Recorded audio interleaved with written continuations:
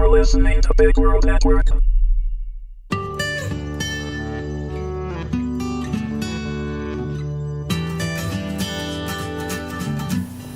Homecoming, Episode 1, written and read by Heather Justison.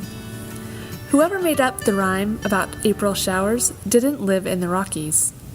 As she emerged from her car, Alanna Jenkins yanked up the hood of her coat to protect her hair from the swirling white flakes.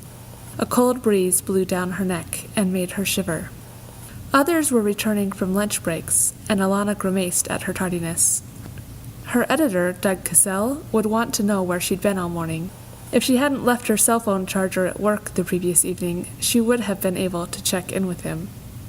She greeted the editorial department's office manager, waved to the ladies in classifieds, and avoided making eye contact with Bob in advertising. Alanna slid into her desk and plugged in her cell phone. With any luck, Doug would remember her morning's appointment. That was probably too much to hope, though. Her phone on her desk rang. "Chronicle, this is Alanna. How can I help you?"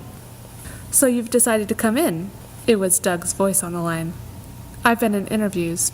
I told you where I'd be." "Yes, but you didn't mention you were going to be incommunicado." "Sorry, my cell died. It's charging and I'm writing the story now." She made clicking noises with her keyboard to solidify the excuse. "Good.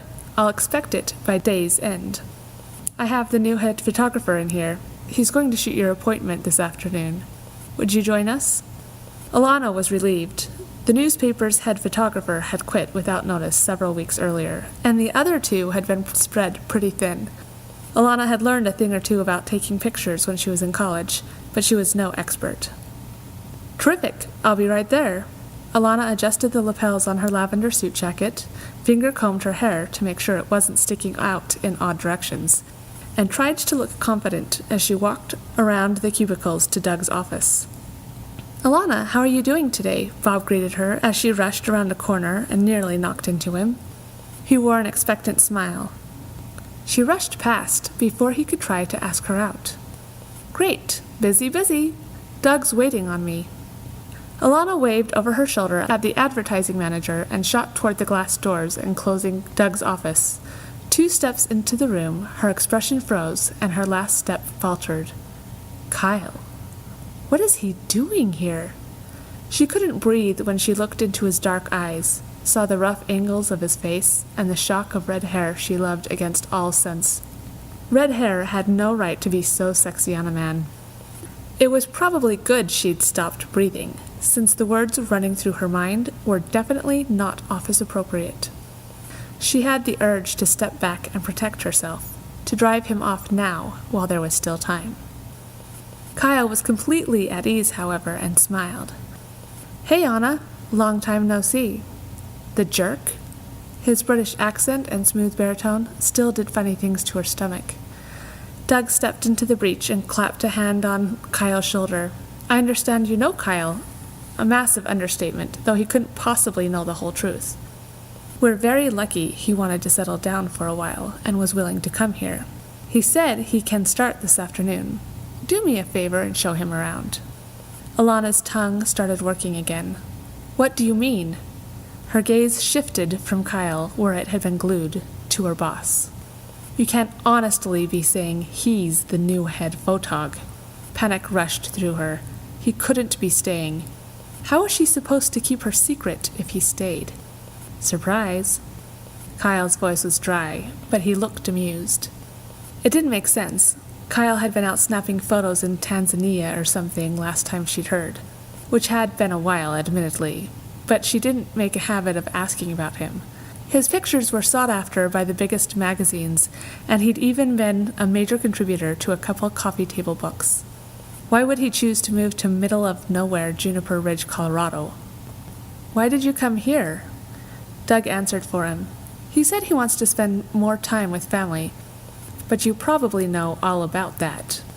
Alanna thought Doug was an amazingly unobservant man for a newspaper editor, if he'd missed the tension in the air. Right, of course. She stared Kyle down. He hadn't said a word about relocating, not one word. And if his father had known he was coming to town, surely he would have told her. "Great, now skedaddle." I have some calls to make. Doug circled behind his desk. Oh, and Alanna, try to keep your phone charged. I'll do better. Alanna's mind swam as she turned into the hallway.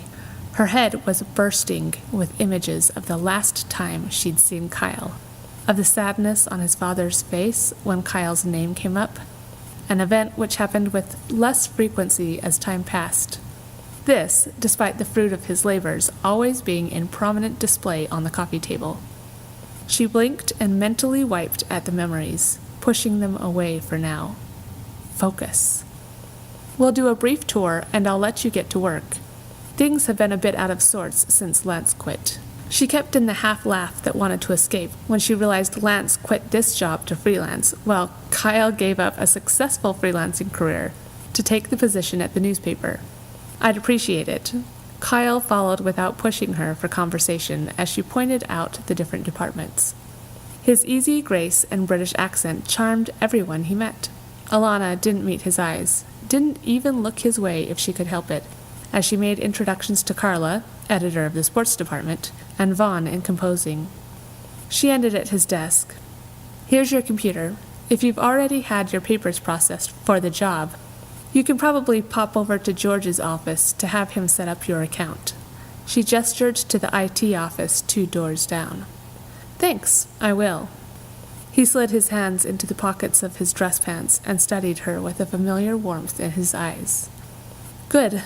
She picked up a paperclip from the desk and fiddled with it so she'd have something to look at besides him. My appointment with the city councilwoman and the hotelier is at 3. Meet me at 1:15. She turned and strode to her desk. Anna, Kyle's voice was a soft protest. She ignored him and continued on, swinging by the bathroom first so she could have a private moment. Alanna barricaded herself in the closest stall and squeezed her eyes shut, releasing the hot tears which had been burning to get out for the past 20 minutes. How could Kyle do this, now of all times? How could he show up as if nothing had changed? Did he expect all would be forgiven? She couldn't pretend her worry was for his father, and how he would feel to have his wandering son return without notice. Mark would be thrilled, as he should be. All of her concern was for herself, her and Daniela. Last time Kyle had stayed for more than a week, he had ripped Alanna's heart to shreds. Though he was her stepbrother, they hadn't been raised together, and since before she was old enough to know what hero worship was, he'd been her idol. Then they'd become friends, and her admiration had grown. And finally, after years of loving him and dreaming of an improbable future, they'd become much more than friends. In the end, he'd left and never looked back. When she felt more in control, she dabbed at her face, took a deep breath, and pushed out of the stall. Thankfully, most of the employees at the newspaper were male, so the women's bathroom was empty. Alanna cleaned herself up and put on a confident, unruffled smile before returning to her desk. She still had a story to write before her interview.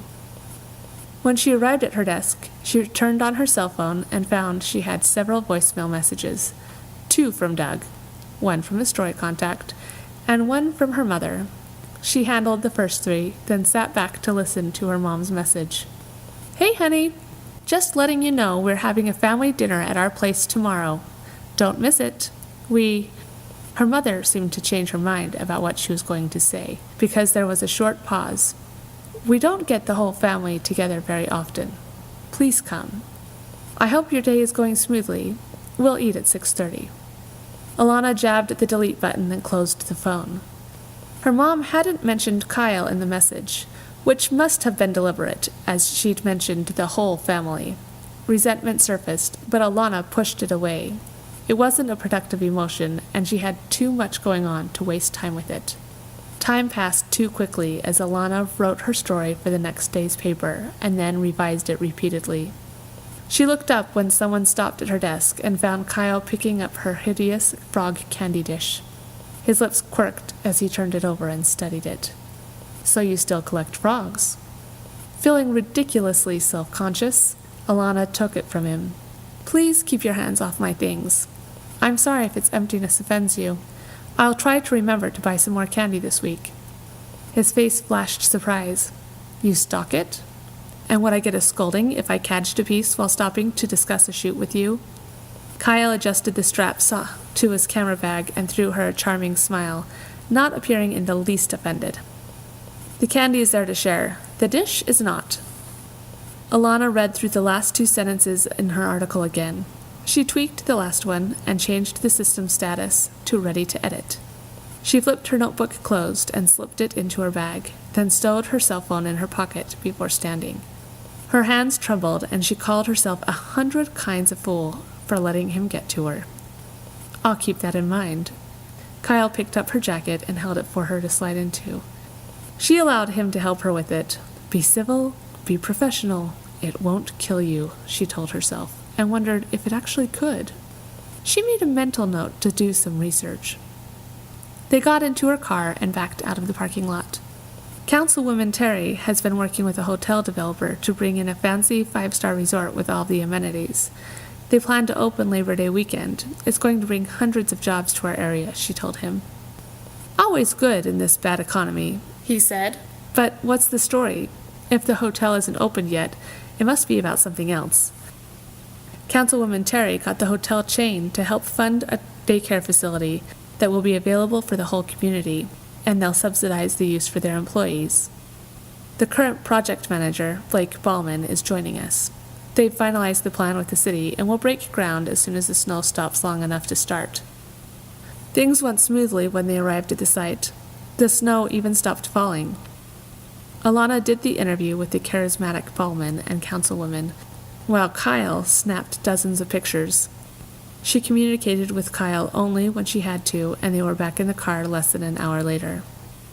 Are you even going to talk to me? Kyle asked. We've been talking. She tightened her hands on the steering wheel. Only about business, he said. What's there to say? She asked. You've been gone. Now you're back. Just stay out of my way, okay? Alanna pulled into a parking spot near the door and reached for her handle. I think there's a lot to say, actually, he said. She shoved the door open and got out of the car, waiting for him to exit and close the door before she locked it with the button on her key fob. Anna. Alanna whirled on him and splashed slush into her shoe and up her leg. She bit back a curse at the icy shock, but her response to him held extra bite. Don't call me that. You don't have the right to call me that anymore. Again, she felt the tears prick at her eyes, and she turned to the newsroom door. Kyle grabbed her arm and gave it a tug. Look, we're going to have to work together for the next year. Can't you give me a chance to explain? I'm not interested in your excuses. She pulled her arm out of his grasp, and he let her go. Alanna sucked in a couple of breaths and managed to fight her emotions. When she sat at her desk again, she focused on the computer screen. She had to finish this up, and then she could go. An hour at most, and she could be home with Daniela. But for now, she needed to get this story written.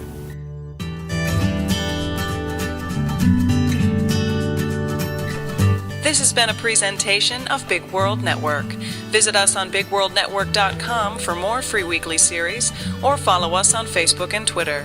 Thanks for listening.